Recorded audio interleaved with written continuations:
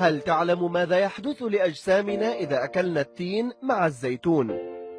هل فكرت في يوم أن تأكل ثمرة التين وتأكل معها ثمرة الزيتون؟ وهل سألت نفسك لماذا تلك الثمرتين نأكلهما معا بالذات؟ انظر إلى قول الله تعالى: والتين والزيتون وطور سينين وهذا البلد الأمين لقد خلقنا الإنسان في أحسن تقويم.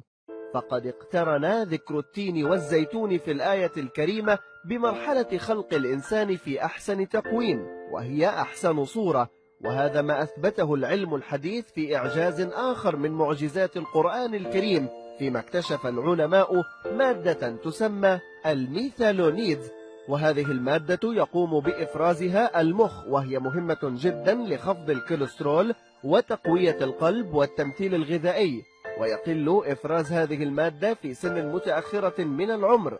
وقد اكتشف العلماء هذه المادة في ثمرة التين، والغريب أن هذه المادة تكون فعالة في جسم الإنسان.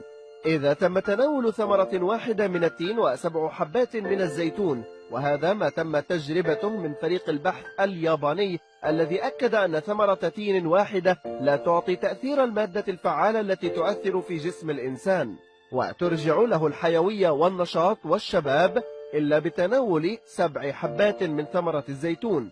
سبحان الله.